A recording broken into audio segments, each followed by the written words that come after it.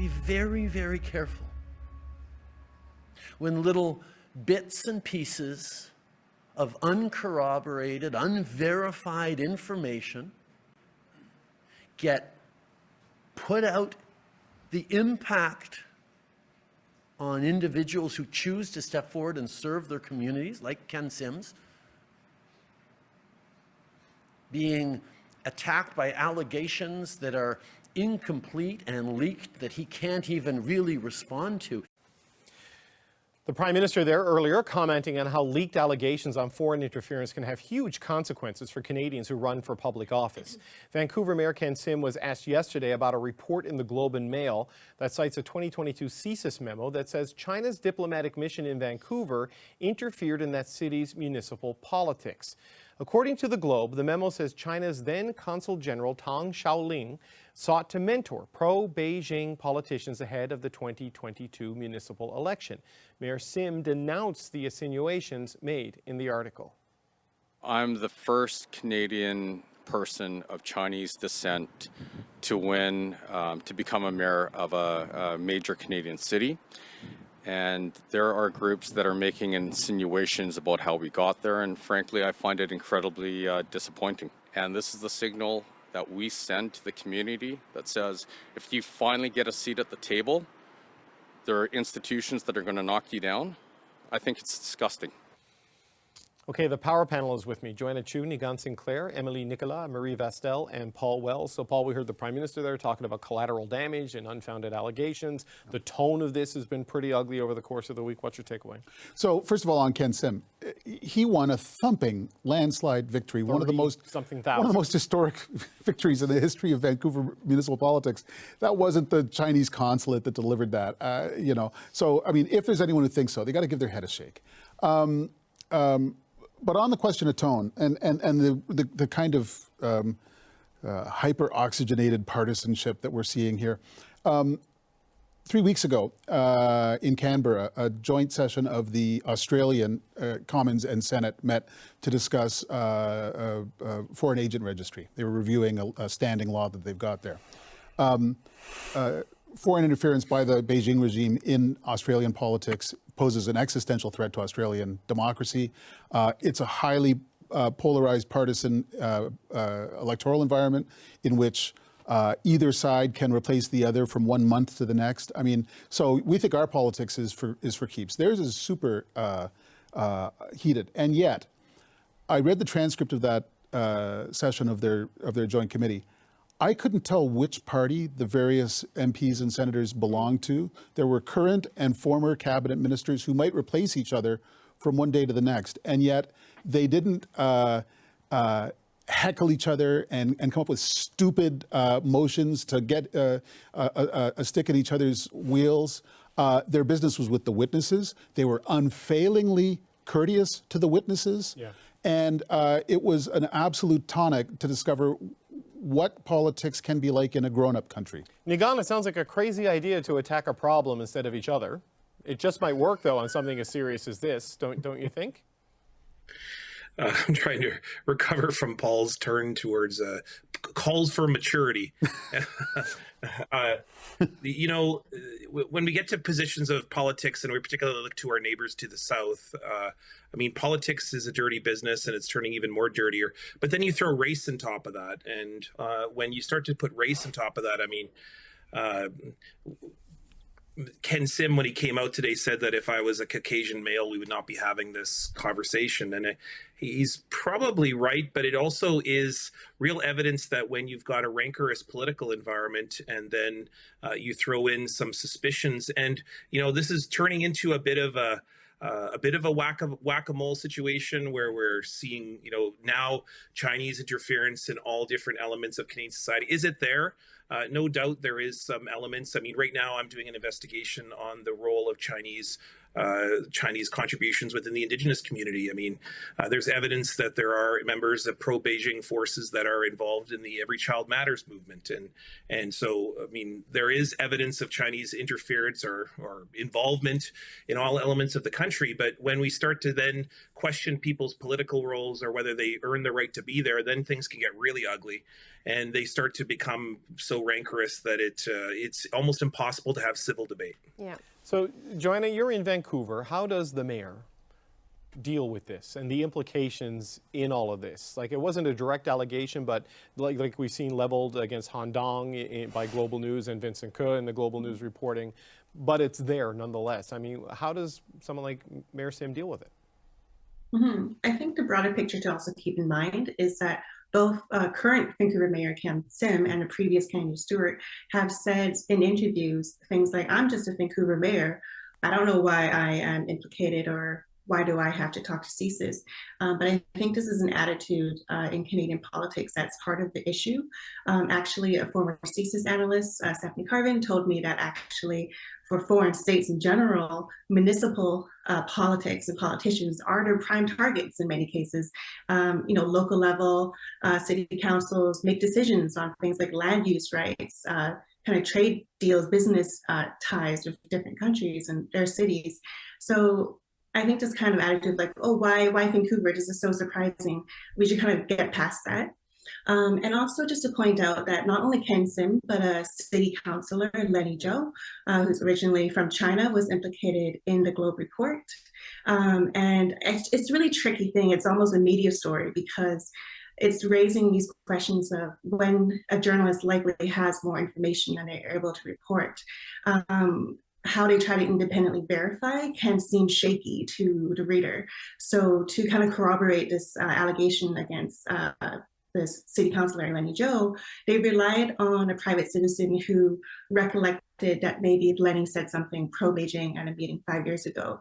This person later apologized that he actually didn't remember Lenny talking at this meeting and wasn't sure about it. So now we have this name of a city councillor that previously was not known to Canadians nationally, who might be becoming like a poster child for Beijing interference.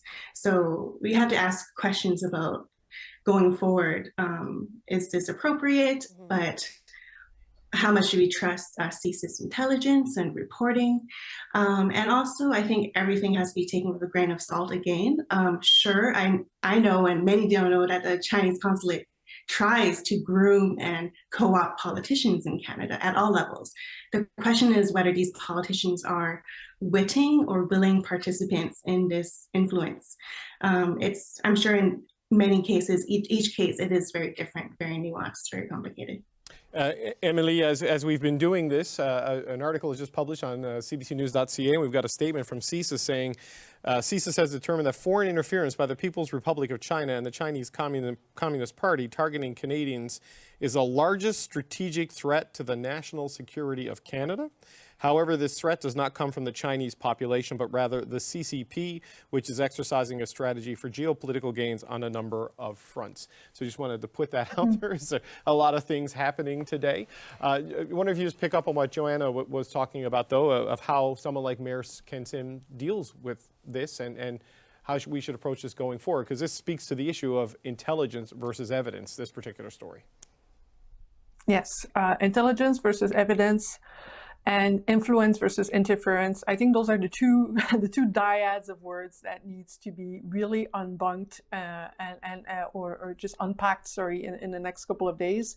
I also think, the kind of context that Joanna's just been giving on, for example, how municipal governments, local governments are really, really important. And what Nguyen just said about influence over social movements as well, that is an element of context that we really need to be able to know more about so that people are more knowledgeable on how that happens. But the other element of context I wish more people had done some introspection on is the role of media in targeting individuals and the role that race may play into this as well. We just had 3 years ago, the pandemic hit. Donald Trump used the expression Chinese virus. We know the results of that, but there is no way the wave of anti-Asian hate that resulted from the pandemic, it was just because of Donald Trump. And I don't think we've done this introspection of how do we cover stories about China in a way that is not leading some misinformed individuals to just then target individuals, whether they be public personas or just random people on the street. And that's also a concern that I have, is that if we're not careful in terms of how we frame this issue, we might contribute to things that are uglier. And I'm aware that just by saying that, this is precisely the argument that Beijing is using in terms of trying to dispel any kind of worries about their influence, which is also, of course, nonsense. There is real cause for concern, and that is why actually their rhetoric is kind of working, because they're exacerbating a fear to protect themselves, but that fear is also something that exists within the communities that are being impacted by this story. And so to be able to have yes and yes and yes and to be able to put all those pieces at the same time, I think is going to need, some really, what have we learned from what happened 3 years ago in terms of the rise of anti-Asian hate, and are we practicing journalism differently as a result of what we've learned from that? And how we're covering this story now is a question that I'd like to ask, because we're not about to stop talking about the Beijing in any time soon. No. And I'm not sure our ethics are up to par when it comes to how we cover those stories and how we impact the individuals that are all of a sudden on the front page of national news. Marie, the level of introspection, and I believe it was freaking context was the phrase that Emily used earlier. That I agree. Like I've struggled to cover this day by day, minute by minute, detail by detail, and try to be fair to the story and fair to all the people in it. And then we look at the way the political conversation has gone, going back to the thing about tone. I mean, is the capacity even there for introspection, taking a breath and adding freaking context when all of this ends up at a parliamentary committee or wherever it goes? Yeah, I've had a growing discomfort with what is happening with this story, with these stories. Nagan used the expression whack-a-mole. I think it's getting close to a witch hunt. Just the level of conversation on Twitter. I know Twitter, but still, a conservative commentator, Tasha Keraden, I think it was last week, commented when Senator Wu expressed reservations towards a foreign agent registry and how it might lead to exclusion of Chinese Canadians or Chinese people. She just quoted his tweet and said, "How much are they paying you?" Right. That to me is pretty alarming. Not to pinpoint on Tasha Keraden, others have done it. But to your question, even earlier in the segment, I don't think that we can take the conversation back. I don't see how we go from where we are now to let's have a civilized conversation. And even if the government did call a public inquiry tomorrow, this wouldn't get resolved in the coming days. It would take months, it would take years. And in the meantime, we're just going to keep seeing these instances of allegations or suspicions pop up here and there. And I mean, I think that's a really big concern. And you mentioned committee studies. There's 2 votes probably coming up next week on this issue on Chinese Chinese regime interference, sorry. This partisan debate is going to keep happening. Allegations are clearly going to keep popping up in different media. I don't know how we go back from where we are, but I don't think it's a very safe place to be honest. Paul, are we demonstrating a capacity as a political and journalistic class as a country to deal with this in the appropriate way and to, because it's municipal, it's provincial, it's federal, it's industrial, it's academic, it's it's everywhere. What are we doing? I think there's all kinds of laudable work being done by the journalistic community, including by Shaughnessy Cohen winner Joanna Chiu, including by the reporters at the Journal de Montréal who found the clandestine fake police stations in the South Shore of Montreal, including by all sorts of people. Each of us has to choose the sources we trust, and I think this has been an unusually good panel, especially when I'm not talking. But I'll keep talking. The political class it's harder to find praiseworthy cases. I will say that Rachel Blaney from the NDP at the one committee meeting that I attended got absolutely as much useful information out of the witnesses as the Conservatives did, while presenting less than one half as much of a clown show as Michael Cooper and his colleagues. Christine did. Normandin from the Bloc has As also well, been quite good at committee and just dealing with the issue, right? The facts. Like, can we Yes. just deal with the facts, please? And what we know. Okay, we're out of time. I want to thank the five of you for dealing with the issue. I enjoyed this conversation immensely. I hope the audience did at home. Thank you, Joanna Chiu, Nigan Sinclair, Emily Nicola, Marie Vastel, and Paul Wells.